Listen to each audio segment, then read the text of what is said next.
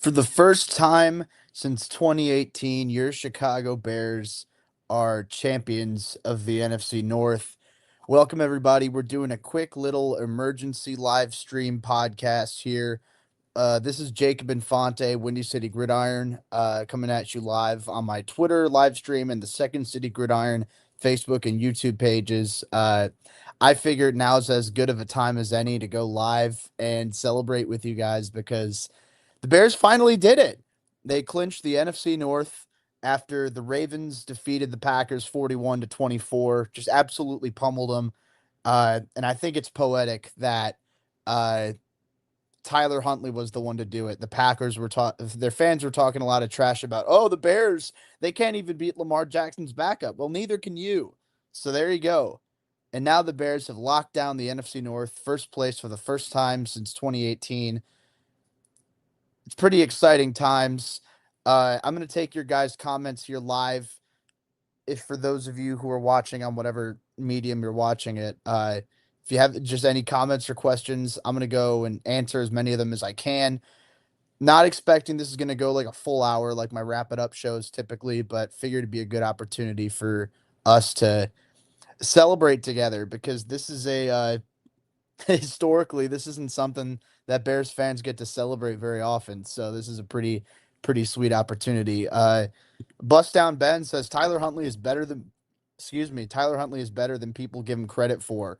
I think he's a perfectly capable backup, honestly. I mean, I think look, obviously Malik Willis outshined him. And the Ravens, they didn't win because of Tyler Huntley. They won because of mostly Derrick Henry.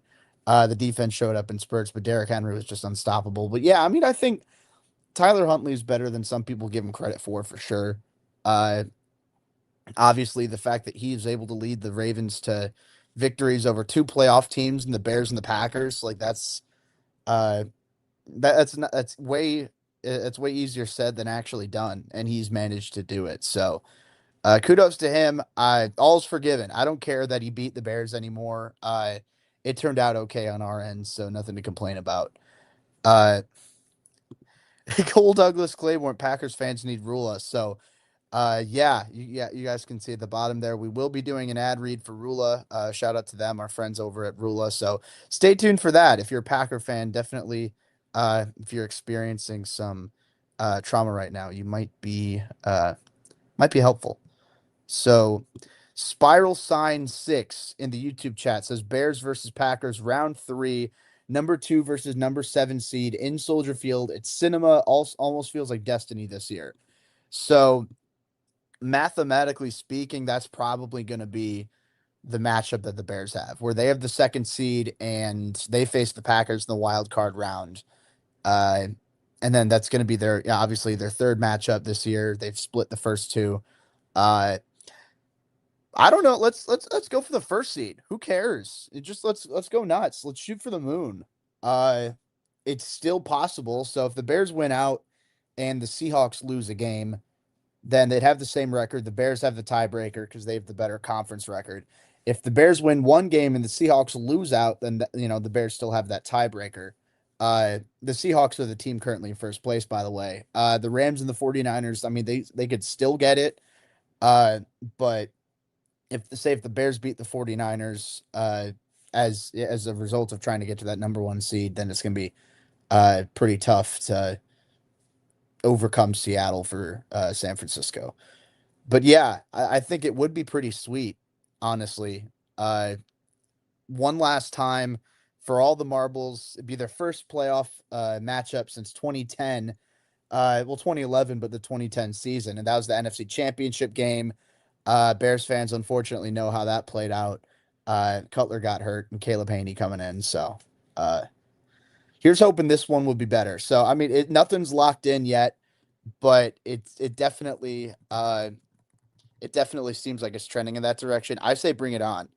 I say bring it on. Without Micah Parsons, that Packers defense, I don't necessarily fear.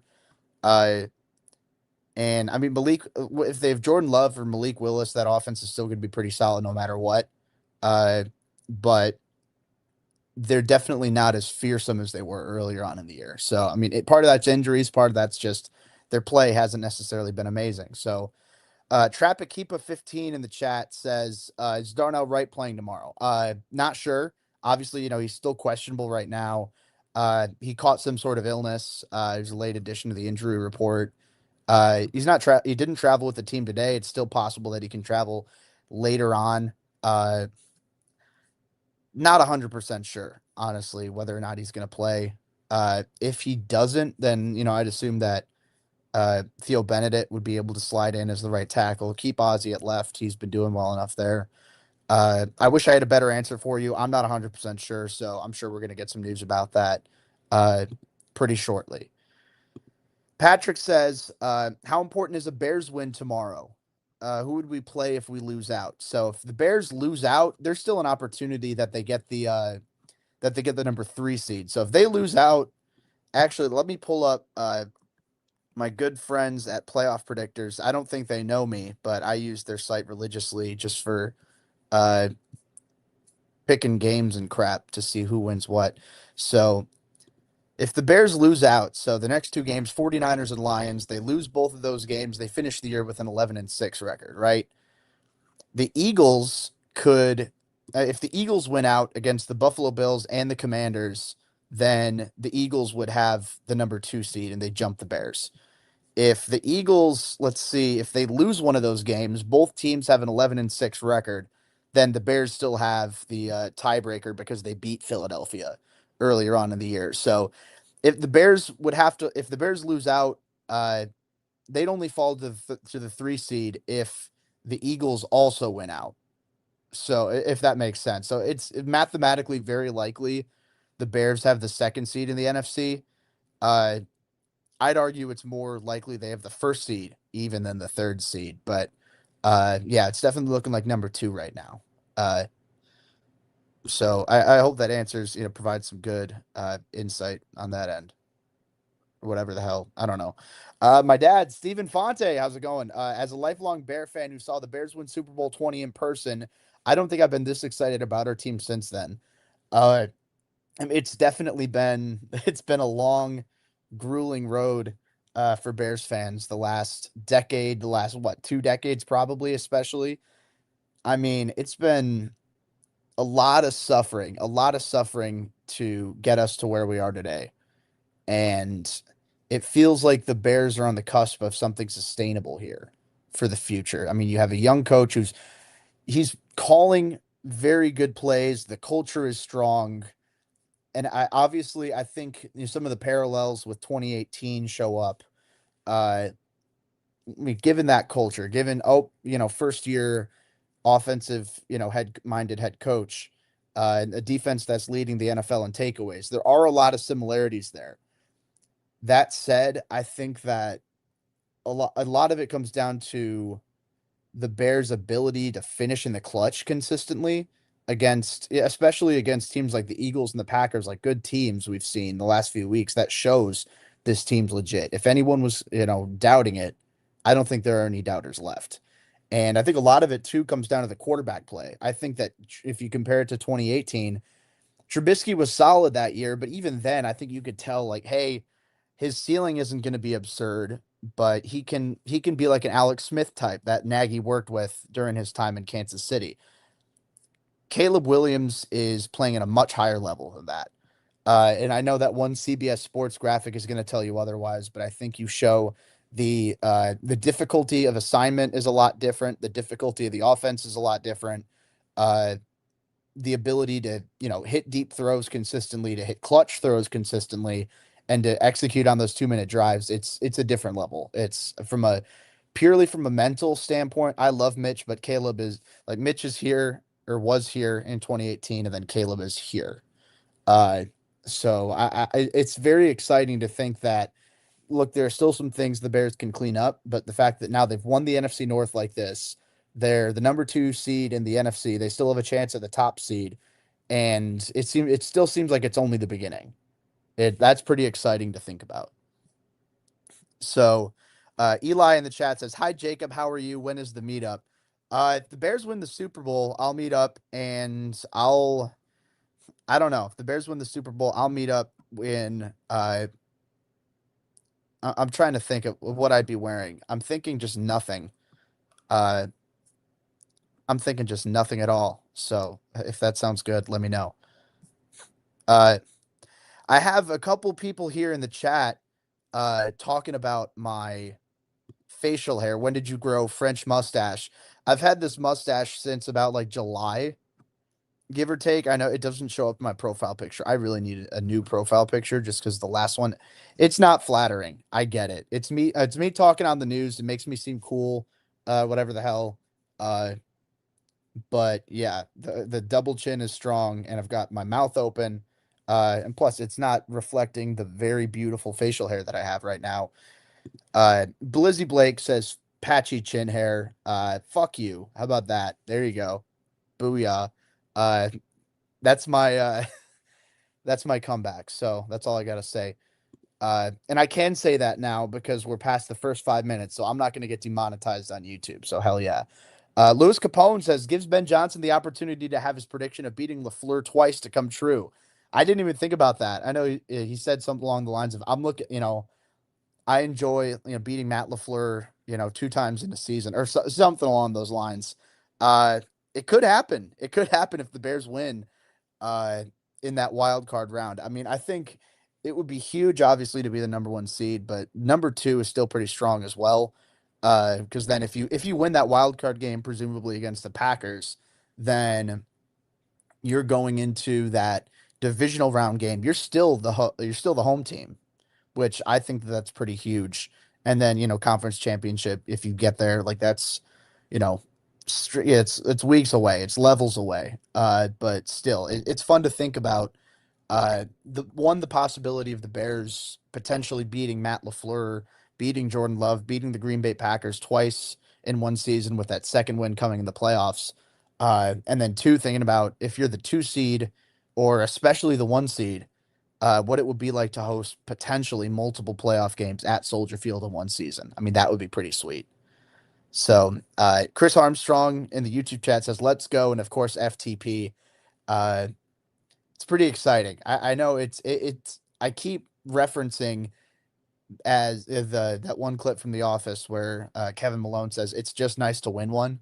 I feel like it's super cliche and it's super, The Office, it's the one show that everybody knows. It doesn't make me seem particularly smart or niche or anything, but it's like, fucking, I can't think of anything else. Like, it is nice to win one after watching the Packers throttle the Bears throughout Mark Trestman, throughout John Fox, throughout most of Matt Nagy, throughout Matt Eberflus, and now for the Bears to be on top. It's exciting. It's exciting. So we'll see what happens in the playoffs. We'll see who they end up playing. We'll see how they end up doing in the postseason. But still, it's pretty exciting, especially when it's a Packers loss that's able to get them there. Cream Sleeve in the chat says, I've been excited since me and your dad, Steve, caught that marlin off the coast of Barbados in 87. Cream.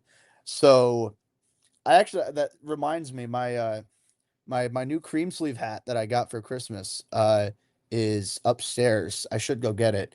I'm staying with family for the holidays, so here I am in my mom's basement. Haha, laugh it up, guys. Oh, he's a blogger in his mom's basement. Oh, who cares? Uh, but yeah, so I should get that. So hope you're doing well, Cream. Yeah. I still don't know if you're my dad or not. Uh, if my dad's behind the account, that is. I'm pretty convinced that Cream Sleeve Bears janitor is not my biological father, if that exists. But anyway, let's see. Chicago Sports Podcast, Jacob, 2025 NFC North champs, baby. It's pretty sweet. It's pretty encouraging. And also I say, Lizzie Blake says cheers. Okay. So all is well. Uh sorry I said fuck you for it is a little patchy. I'm trying to grow it out. There's like this one patch of my hair that's like not fully growing. I'm forever in that reconstructive phase where I'm trying to get it to grow and it's just kind of not, but whatever, who cares? But yeah, anyway, uh what's up, Brandon? I hope you're doing well. It's pretty sweet here to see our Chicago Bears in first place and to have that locked in now, a playoff spot, a postseason spot. Uh Brandon, I see you texting me. I'll get to it once this live stream's over. So I got you. But uh, pretty encouraging. Uh, let's see. Guys, we got some hate in the group chat here. Let's see. Cream sleeve. Steve, we had some wild nights. We should talk about it on Jacob's live. JK, LOL. And then my dad comes in. Cream, I appreciate you giving me that Marlin. Uh, Marlin. Oh, Marlin, like the fish. Okay. It is hanging on my wall in my office today. You're a generous and caring friend. I love it. Ron Winarski, bow down to the Kings. Uh, I think that it's, like I said earlier in the show, particularly interesting to see that this very clearly isn't a finished product, and they're still winning games in spades. Uh, and you see what they're able to do in spurts on the defensive side of the ball with their ability to take the ball away, how Dennis Allen can scheme up pressure. I mean, the four-man rush isn't really doing it, but the blitz, they have some talented blitzers, with Brisker and Kyler Gordon when he's been healthy. CJ Gardner Johnson has been a tremendous midseason addition. Tremaine Edmonds as well before, he got hurt for a couple games, also has been very strong as well. uh, and yeah, the takeaways and on offense, the ability to generate those big plays, the strong run game, it's been nothing short of phenomenal. So, and even then, you can see, the passing game can still improve a little bit. Caleb's been good this year, but you can clearly tell he's not at he hasn't fully developed yet. And I think that's the scary thing, that if the Bears are doing this well and the franchise quarterback is still in development, that just goes to show, like, how good could things be even next year? How good could things be 2 years, 3 years from now? And we don't even know what this year's going to end up looking like. How they do in the playoffs, whether or not, whatever seed they have in the NFC, it's going to be incredible to watch for sure. Uh, let's see. Evan Lepeau. Jacob, are you in Steve's basement? Great spot to be. It sounds like someone who's speaking from experience. It's a little uh, unsettling for me to think about. Have you been in his basement before? Uh, if so, why? Anyway, Ethan Blum mentions, what was I going to say? Where is it? Here you go. Jacob, you think the Bears fuck around and get that one seed? I wish. I really do wish they did. Uh, but at the same time, I think that there's a lot playing into it. The Seahawks are playing really good football right now. The offense is, doing good. The defense has been, for the most part, tremendous. You're going up against that Rams offense last week. Of course, they're going to go off, but against Indy, they did well. Against, like the Falcons, Vikings, they absolutely shut those teams down. I think that, the Bears are going to have to win out. That 49ers game's looking tough, even though the Lions are, playing shitty ball right now, I still don't take them incredibly lightly. Like, there's still a lot of raw talent on that team. Uh, so as of right now, I'd say no, I don't think the Bears get the number one seed, but I'd certainly love if they did, obviously.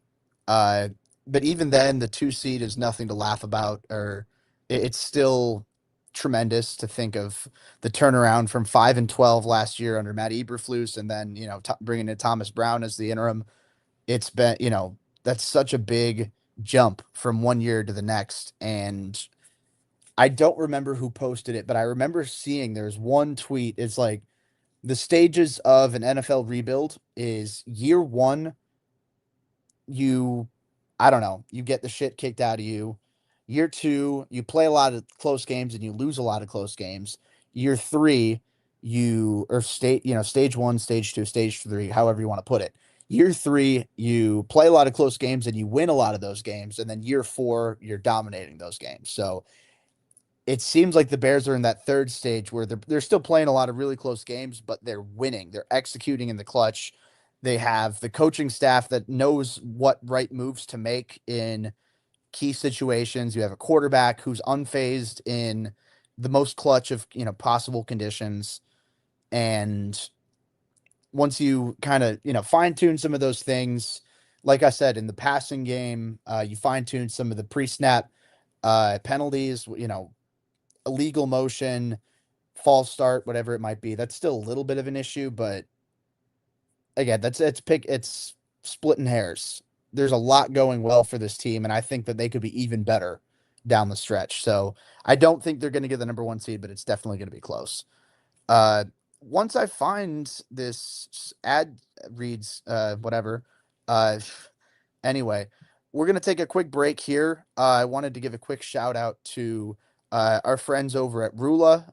They've been, a tremendous partner with us here at Second City Gridiron. And look, I mean, when you compare taking care of your mental health and taking care of your physical health, I mean, it should basically be the same. I mean, for physical health, it's simple. You get hurt, you pull a muscle, you break a bone, you go to the doctor and you get seen, relatively quickly. But when it comes to treating yourself mentally, I mean, it starts to become frustrating. You've got all these wait lists you're worrying about. You're staring at huge costs that you're looking at out of pocket. That's usually what stops people from getting help and what stops people from pursuing it further.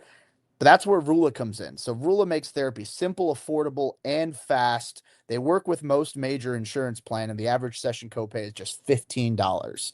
So you think about that. That's basically the cost of lunch, or basically the price of an overpriced coffee or something like that. Where you ever go to one of those pretentious baristas or pretentious coffee shops or whatever, but instead of giving your physical help a little bit, you're investing in your own headspace, which I'd argue is just as important, if not more so.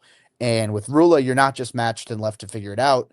They check in and they make sure you're actually making progress. Every single therapist that you come across on the platform is licensed, vetted, and they're picked for their expertise. So you know that you're actually talking to someone legit, not just whoever happens to be available. So if you want to get started, it couldn't be easier. You just, you answer a few quick questions about what matters to you, and then Rula connects you with in-network providers who actually fit your needs. So you pick the time, and then after that, you could be talking to a therapist as soon as the next day. So there's no weeks of waiting. There's no endless back and forth. It makes it incredibly easy. So if you've been putting this off, Rula takes away the excuses. It's simple, affordable, and it's actually built to help you get better. And, thousands of guys across the United States in particular have already used Rula to finally get the care they needed. If you're watching this stream live, you can see at the bottom, you can use rula.com/gridiron to get started today. That's RULA.com/gridiron, GRIDIRON, right? That's how you spell it.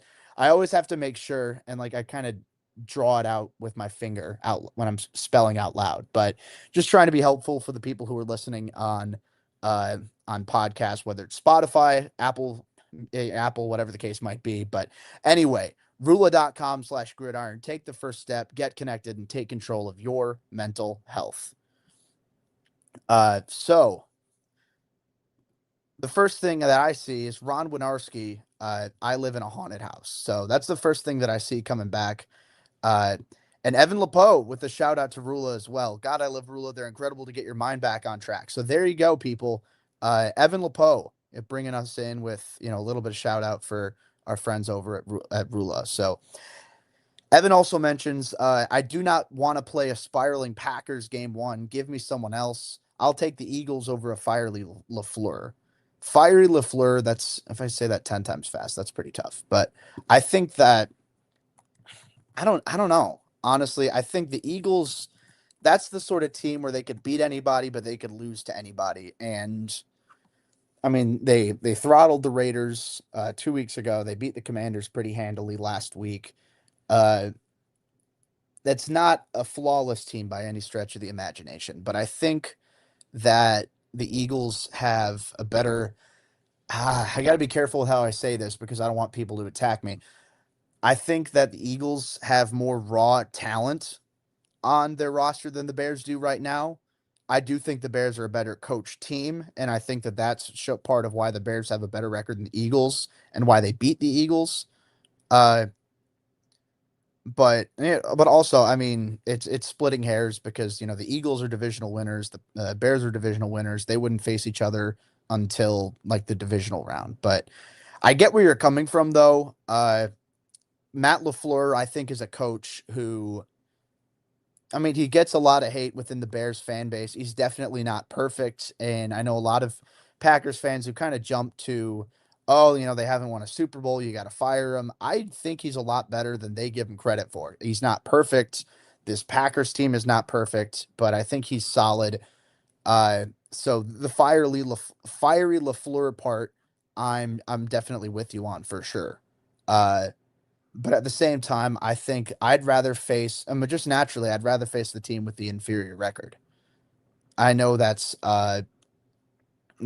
pretty simple just to say, but I do think that the Eagles have a lot more momentum than the Packers do right now. The Packers are, they're pretty beat up, their defensive line especially, and I think that that's a really good matchup that plays in favor of the Bears, where you have DeAndre Swift, you have Kyle Monangai, Devontae Wyatt's hurt, and now you have obviously Micah Parsons is hurt as well, and I think that and Rashawn Gary's in the starting lineup. He's not playing very well, but that goes to show in the trenches, the Bears have the advantage, which feels so weird to say after all these years of the Packers dominating the Bears in the trenches. The Bears have the advantage in the trenches, especially with the Bears offensive line and the Packers defensive line. So other way around, it might be a different story. Like I said, the Bears defensive line's kind of struggled this year on a 4-man rush, but either way, I'd still probably take the Packers. I'd still prefer to play Green Bay over, at least in the first round, over any of the other wild card teams. So the 49ers or presumably the Rams, if the Seahawks don't blow that lead atop the NFC West. I'd much rather play Green Bay than either one of those two teams. Once you get to the divisional round, sure, maybe you could argue like, hey, I'm a little more confident about the Bears beating the Eagles and the Packers. I wouldn't go that far, but I definitely understand where you're coming from for sure. So again, and also if you have any other questions that you'd like me to run through, please let me know. We're at nearly 3,000 live viewers here between Twitter, Facebook, and YouTube, which is pretty sweet, especially considering there's no scheduling for this. This is completely out of nowhere, emergency podcast. So I appreciate every single one of you for celebrating this with me. Uh, Andy here in the chat says season on the line and Matt LaFleur can beat Snoop. Uh, I don't know what the other one says. Friends and then a peace sign. It's pretty funny to put it that way. And I know this is coming from a Bears team that hasn't. They literally lost to Tyler Huntley, but I do find it funny. There are a lot of Packers accounts on here that talk so much shit. Haha, the Bears lost to Snoop Huntley. You expect us to take them seriously. And then the Packers go and turn around and do the exact same thing. So, and they're like, oh, but wait, Jordan Love was hurt. Micah Parsons was hurt. Uh, yeah, but at the same time, the Bears weren't healthy either. Jalen Johnson, their cornerback one, was hurt. Kyler Gordon was hurt. Uh, there were a few other players that were also hurt that I want to go check, but I'm bored or not bored. Uh, I'm too lazy to go and check that injury report. So, boom, fuck you, I guess. Uh, but yeah, injuries are just a part of the NFL. The Bears have dealt with plenty of them, especially on the defensive side of the ball. Your starting defensive ends out for the year. Your second round defensive linemen's out for the year. Jalen Johnson missed most of the year. Kyler Gordon's missed most of the year. Tremaine Edmonds has, missed a handful of games. He had a stint on IR. TJ Edwards has missed a good handful of games. It is what it is. So I can't chalk it up to, oh, well, the Packers were pretty hurt. Everyone's pretty hurt. It's football. Like that's how it works. Uh, and by the way, I know I've said this before, and I know other people have echoed the sentiment, but I don't think you can claim, oh, well, the Packers would have won Jordan Love. Malik Willis, the last 2 weeks has been pretty goddamn great. Like, I don't think that Jordan Love would be able to exceed the level of play that Willis was at just because of how high he set the bar. Like, maybe he'd be able to replicate it, but I don't think he'd be better by any stretch of the imagination. So I'll just pull up real quick here this because I'm curious to see what the passer rating ended up being, and also some of the stats that Malik Willis had. Because last time I checked, the numbers were insane, and I know they finished off pretty similarly. So Against Baltimore today, Malik Willis went 18 for 21, 288 passing yards, one passing touchdown, no picks, uh, 9 carries, 60 rushing yards, 2 touchdowns, 134.6 passer rating for Malik Willis. And the Packers still got smoked. It's not a quarterback issue, it's a team issue. All right. So, if there are any Packers fans out there listening, don't go saying, oh, well, we would have won if we had Jordan Love. Malik Willis is a damn good backup quarterback. He's not the reason you guys lost. It's damn near everything else around you. And by the way, as I'm pulling this up right now, Jordan Love, from a passer rating perspective, he didn't have a single game where he topped that passer rating this year. 134.6 passer rating from Malik Willis against the Ravens, 142.8 against Chicago. 134.6 specifically in this one against Baltimore. Jordan Love's highest of the season is 134.2. So there's been no game at all this year where, at least off a passer rating, Jordan Love has outplayed the way that Malik Willis has played the last 2 games. So I know that's kind of going on a tangent. That's against the whole Snoop Huntley bit, but still, I don't want to hear the injury. I don't want to hear the injury excuse on the offensive side of the ball. Defense, sure, whatever. Micah Parsons being hurt, that's very clearly a big loss. But that one in particular, with the quarterback with Jordan Love, that doesn't sit right with me. Luke, hey Jakester, hey Lukester. How beneficial do you think at least one playoff game at home be for the Bears? I think it's going to be huge, especially because I point to that Bears-Packers game in particular. It was an unbelievable atmosphere for Chicago. And, I think Soldier Field, the Bears have a pretty strong fan base as it is, but when you're going up against your biggest rival in an opportunity to position yourself for a playoff spot for, taking the lead in the NFC North, the fan base really showed out. And the Bears are 11-4 this year. They're 6-1 at home. So that would be 5-3 on the road. I mean, and that's still a pretty damn good record for being on the road, but they're clearly a better team at home. And once the playoffs hit, I think, that's going to be an even stronger, even more intense environment in the cold along the lakefront with those heavy winds. Other teams might not necessarily be ready for that. Or at least they might struggle a little bit. So I think it's absolutely huge. I mean, obviously you'd love to have the number 1 seed. You'd love to just have that wild card round by and then have home field advantage throughout the playoff. I don't know if that happens, but at the very least, you're going to have it in the wild card. If you advance into the divisional round, you're going to have it in the divisional round. And depending on what happens, you could also have it in the conference championship if the number 1 seed doesn't make it. It's still entirely possible. So having that high seeding, I don't want to hear that, oh, the rest of the games don't matter now because the Bears, they've already clinched the playoffs. They've already clinched the NFC North. That doesn't matter. They say, oh, it doesn't matter as much. I disagree with that. I think that seeding, especially with how good the Bears have been at home and with those, more intense winter conditions, it's such a cliche. People say, oh, it's bear weather. But I mean, to an extent, it kind of shows up depending on the team you're facing. Like Green Bay might be ready for that, but I don't know. Like the Seahawks might not, the Rams might not, the 49ers might not. Uh, and then yeah, obviously the home field advantage from the fan base and the crowd noise of it all, huge. So thanks for coming in, Luke, sir. I appreciate it. Daniel Barry, Sports Highlight 5851 says, happy Saturday. Hello, everyone. Thank you for joining the stream. So Daniel is popping up in our YouTube chat. So if you haven't already, make sure to like and subscribe the Second City Gridiron YouTube page. We're also going live on that site as well. So make sure to like that video if you haven't already. And check us out and like us on Facebook at the Second City Gridiron profile there. So Cream Sleeve says, I can confirm that the illness floating around Hallis Hall has not caused diarrhea. Thank God.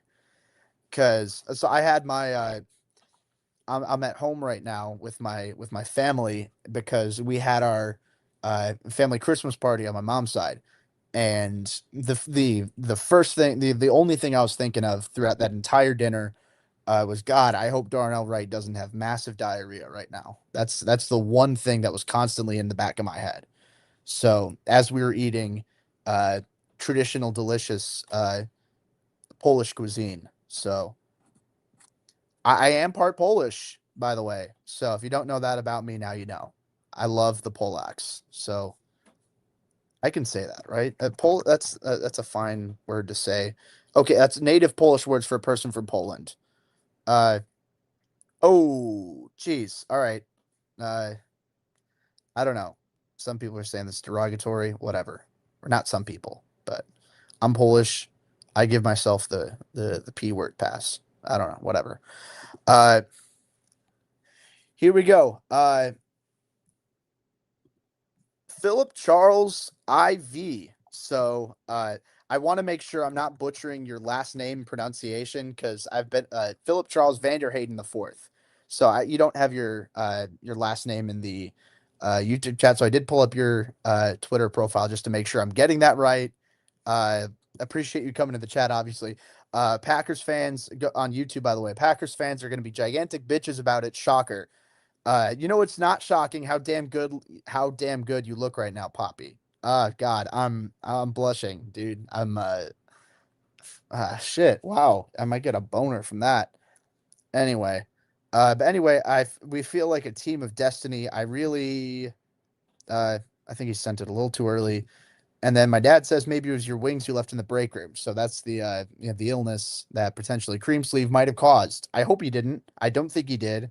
I know he takes his job very seriously as a janitor at House Hall, so I doubt it. But Dad, just don't disrespect Cream Sleeve. Anyway, I pray that we can get one uh, back to Philip. But anyways, I pray that we can get that one seed because we hopefully can get fully healthy, and if we host the playoffs, we're gonna stun on these hoes. He finished like and subscribe, or else Caillou will haunt your nightmares. So he Philip did the cheap plug way better than I did. So I'm just gonna defer to that for the future because I'm not creative enough to up with that on the fly. But I'm with you though. Like I said, that home field advantage throughout the playoffs is can't be understated.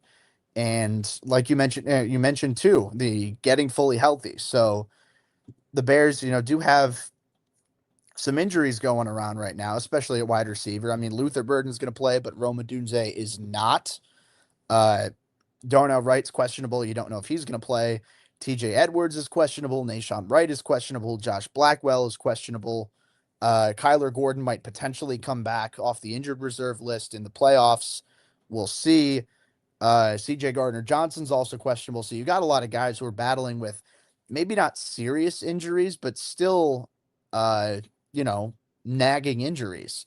And that kind of thing can, even though you're still playing, that doesn't necessarily mean you're at full speed or full strength. So knock on wood, I think that having those guys, rest up a little bit more, avoid any, further, uh, aggravations of those injuries would be massive. So obviously that's easier said than done. Football is a physical sport. If you're playing football, obviously there's a chance you're going to get hurt. Uh, I hope that's not the case though. And you have all those guys, statistically speaking, most of them are probably going to come out healthier than they did uh, coming out of it. So we'll see. But anyway, I think that's going to be the last comment that I take here on this one. I appreciate each and every one of you for tuning in on such short notice.